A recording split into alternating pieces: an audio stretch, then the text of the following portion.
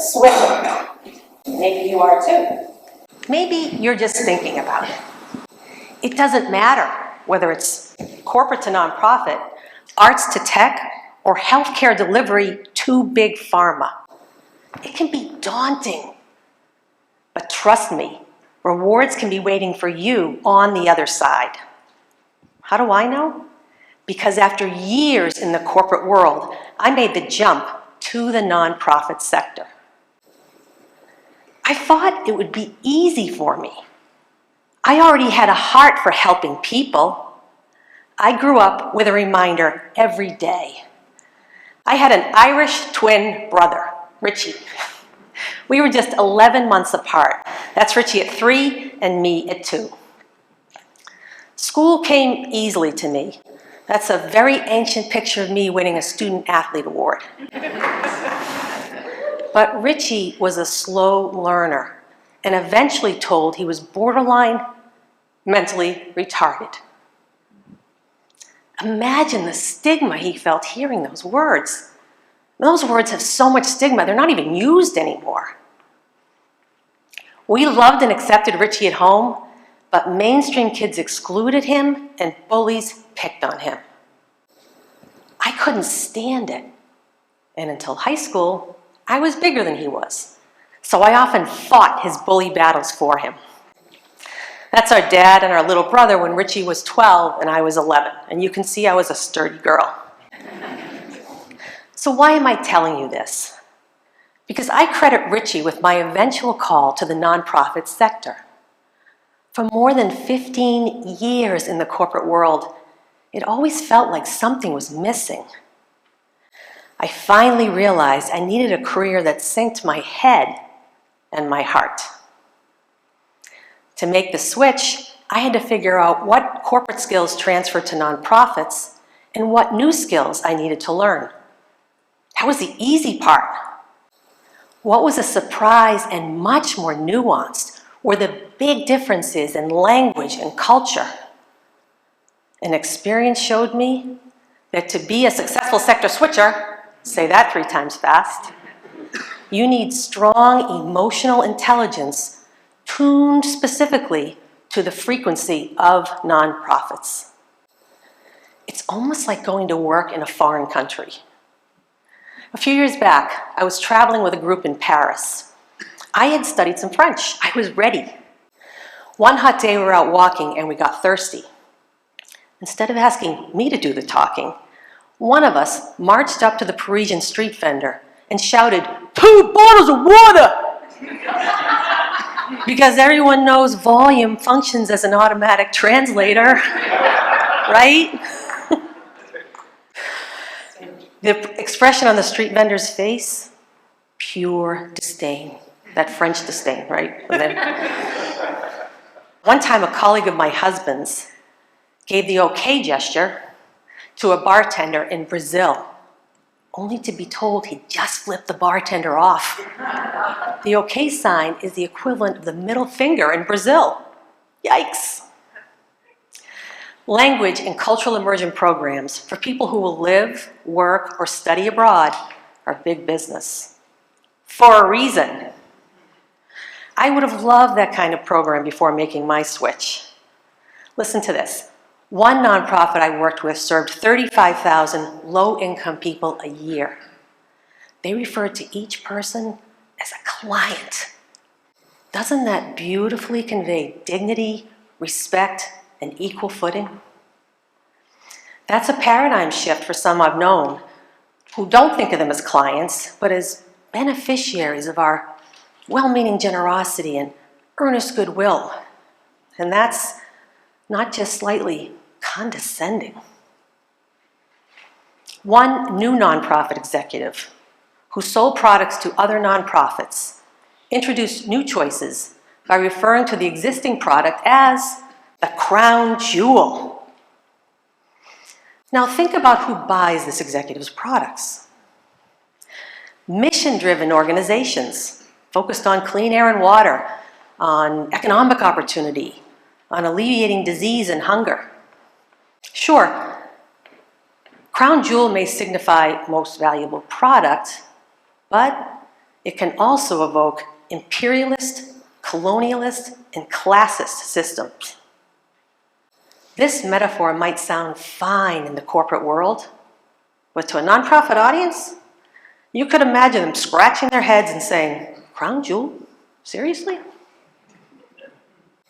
And then there are the cultural differences. For one thing, resources in nonprofits are often limited.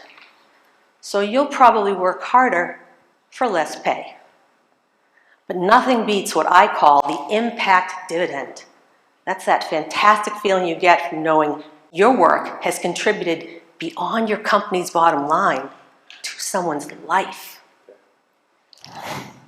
And then there's financial return versus mission impact. The overriding goal of money in the corporate world can sound insensitive or even blind to mission impact. For nonprofits, money enables mission. It isn't the mission. And speaking of mission, your passion for it is crucial. Nonprofit teams dedicate years to complex social problems. The progress can be agonizingly slow and incremental. Mission passion is the rocket fuel that keeps the team going. And speaking of team, corporations say it, nonprofits live it.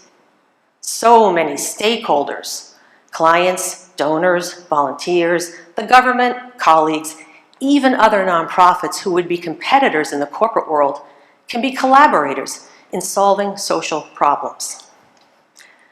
Change management in nonprofits can be like reaching peace and security agreements in the UN.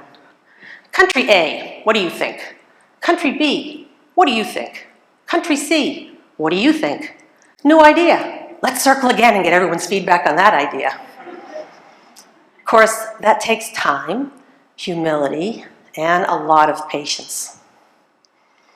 In the early days of my sector switch, I came to see that only a higher level of emotional intelligence, or EI, could help me succeed. Harvard Business Review tells us that emotional intelligence is twice as important as technical skills for success at all levels. And the World Economic Forum ranks EI in the top 10 skills for 2022 and beyond. Ben Takis, emotional intelligence expert, says emotional intelligence is relentlessly contextual. In other words, you could be brilliant with emotional intelligence in one context and suck at it in another, unless you adapt your EI for the new context. So what do you think? Does becoming a sector switcher sound appealing? Let me tell you, no excellent earnings report feels as good as knowing your work has made a difference in someone's life. Like people in poverty who got job training and can now provide for their households. Like military families getting childcare assistance. Like kids from all backgrounds learning life and academic skills on their local waterway. And another favorite, building 30 miles of trail so the residents of multiple communities can hike, bike, run, and find respite in nature. And maybe most profoundly, to extending the life expectancy of someone suffering with a horrible disease. So, how to tune your emotional intelligence as a sector switcher? Well, first, create your own language and cultural immersion program. For example, do informational interviews with nonprofit leaders. Ask about sector switcher pitfalls. Listen for the language and the cultural clues. And read nonprofit publications, websites, media. You know that drill. Then, tackle a few key EI competencies, like self-awareness. Our emotions significantly, and often unconsciously, impact how we think, behave, and perform. Awareness of others. Bottom line, empathy. Do you recognize body language clues? Can you stand in someone's shoes and listen with their ears? Self-management. Okay, you've cracked the first two. Now, how will you manage yourself and your new awareness so you don't put a colleague into what EI expert Debbie Muno calls threat circuitry? That's that defensive, paralyzed feeling we get when we think we're being criticized or misunderstood or intimidated. No one does their best work in threat circuitry. And finally, emotional reasoning. That's combining the first three with the facts and circumstances to reason through to the most productive approach. Because, don't get me wrong, you'll need the corporate skills you've mastered. In fact, they'll probably help you stand out in nonprofits. But learn from my mistake. I was leading a meeting with a new colleague, a longtime nonprofit worker. I was running through my agenda like it was a military exercise. It was intense. I got promoted for that in the corporate world. I picked up my head and saw this expression on my colleague's face. Threat circuitry. I did that. I knew I needed to stop right then and shift the energy of the meeting or lose trust. Let me tell you a secret. You'll be the unusual ones if you don't have setbacks. All I had to do along the way was pull up my image of Richie. There he is holding our kids, and on the right in his later years. At an early age, I saw what it meant to Richie to be stood up for, and that meant something to me. Think about all the people and projects you'll be standing up for if you make the switch. And you can put your head on the pillow at night knowing you made an impact. Thank you.